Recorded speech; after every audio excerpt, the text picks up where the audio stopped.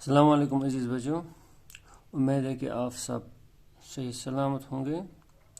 ہم نے نظم تصویر کشمیر جو نشاط کشتواڑی کی لکھی ہوئی ہے اس کو مکمل کیا ہے۔ 2 کلاسوں میں نے آپ کو اس کو سمجھایا ہے، تو امید ہے کہ آپ کو سمجھ میں آئی ہوگی، اور میں نے آپ سے کہا تھا کہ آپ زبانی یاد کریں گے، اور مجھے یقین ہے کہ آپ نے یہ زبانی بھی یاد کی ہوگی۔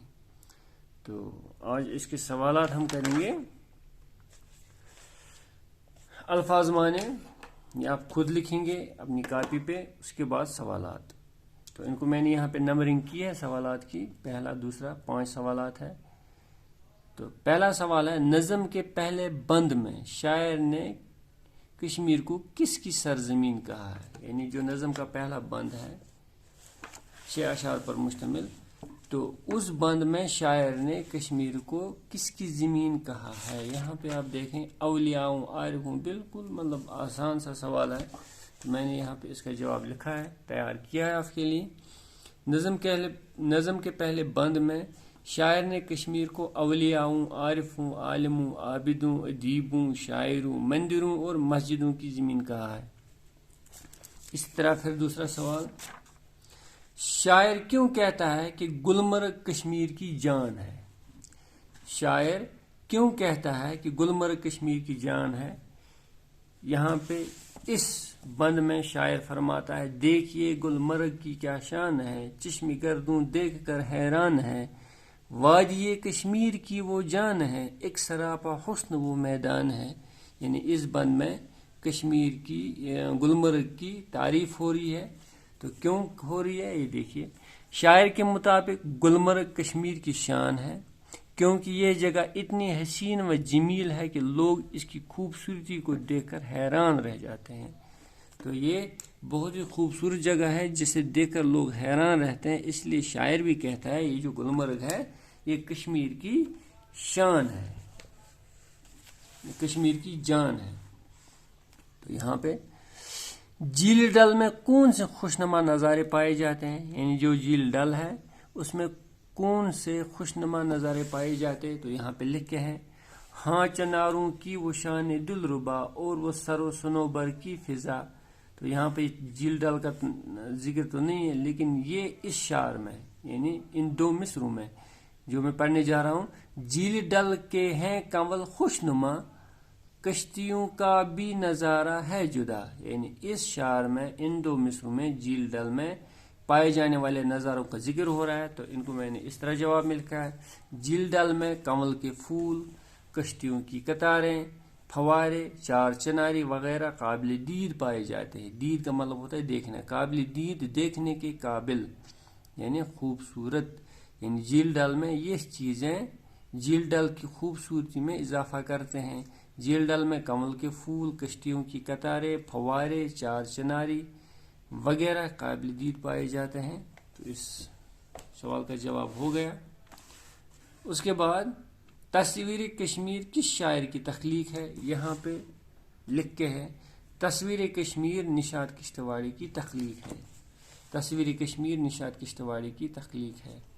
پھر 5واں سوال ہے، نظم کے آخری بند کو نثر میں لکھیے۔ یعنی جو نظم کا آخری بند ہے یہاں سے لے کے یہاں تک آخری بند ہے، تو اس کو ہمیں نثر میں لکھنا ہے، یعنی اس کی ہمیں تشریح کرنی ہے۔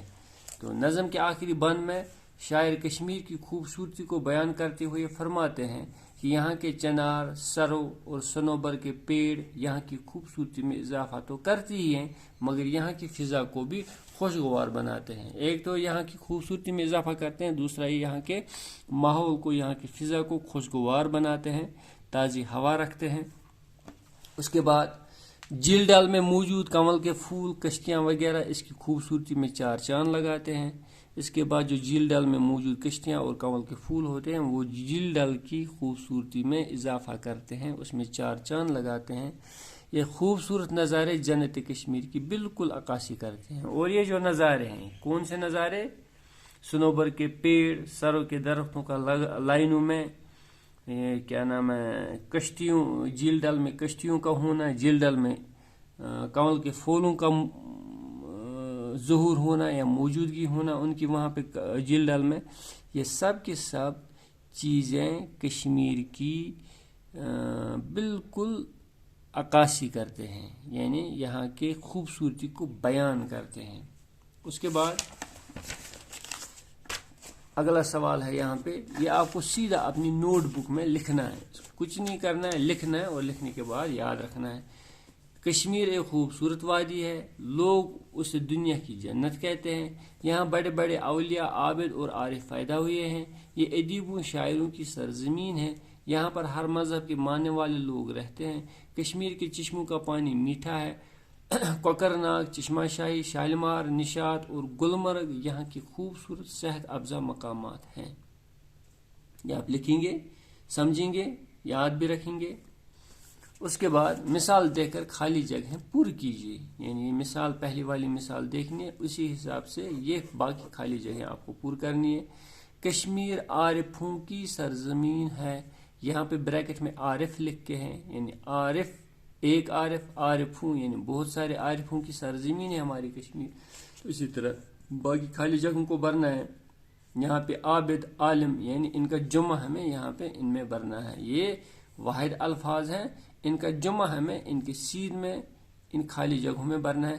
کشمیر کی سرزمین ہے، یہاں پہ عابد ہے تو یہاں پہ آئے گا عابدوں، اسی طرح یہاں پہ عالموں، شاعروں، آبشاروں، چناروں، یہاں پہ میں نے آپ کے لیے لکھ کے رکھا ہے، عابدوں، عالموں، شاعروں، آبشاروں، چناروں۔ یہ آپ اپنی نوٹ بک پہ صاف صاف لکھیں گے۔ اس کے بعد 5واں سوال ہے، نیچے دیے گئے مقامات کے متعلق 5 جملے لکھ لیں۔ شالیمار باغ، نشاط باغ، گلمرگ باغ، یہ الگ الگ 3 موضوع ہے، 3 موضوع پہ 5 جملے لکھ لیں۔ اگلے کلاس میں وہ میں آپ کے لیے پیش کروں گا۔ تو تب تک آپ یہ اتنا کام، جتنا کام میں نے آج آپ کو دکھایا ہے، یہ آپ اپنی کاپی پہ بالکل صاف ستھرا لکھیں گے۔ تو جب بھی مطلب آپ کے سکول کھلتے ہیں یا اس سے پہلے بھی اگر موقع ملتا ہے، آپ کے کمیونٹی کلاس شروع ہوتے ہیں، تو وہاں پہ اس چیز کی میں بڑی پوچھ تاچھ کروں گا کہ کس نے کیسا لکھا ہے، یعنی صاف کیسا لکھا ہے، وقت پہ کام کیا ہے کہ نہیں، کیونکہ وہاں پہ خود ہمیں پتہ چلتا ہے کون وقت پہ کام کیا ہوا ہے اور کس نے انہی 2-3 دنوں میں جلدی میں کام کیا ہے۔ اس لیے آپ اس چیز کا دھیان رکھیں گے، آپ ساتھ ساتھ یہ کام اپنی کاپی پہ لکھیں گے۔ تو آج کے لیے میں آپ پھر سے اس کا اسکرین شاٹ بھی اٹھا سکتے ہیں۔ یہ دیکھیں، پہلے 2 سوال اسکرین شاٹ اٹھائیں، اس کے بعد اور 2 سوال اور تیسرے سوال کا آدھا حصہ یہاں پہ اسکرین شاٹ اٹھائیں، اس کے بعد اسی تیسرے سوال کا باقی ماندہ حصہ اور خالی جگہیں نیچے دے کے ہیں، یہاں پہ بھی آپ اس کا اسکرین شاٹ اٹھائیں۔ تو امید ہے کہ آپ بالکل اسی طرح یہ کام کیا کریں گے جس طرح ہم آپ سے کہتے ہیں۔ تو آج کے لیے اتنا کافی ہے، اگلی کلاس میں ملاقات کریں گے، تب تک کے لیے اللہ حافظ۔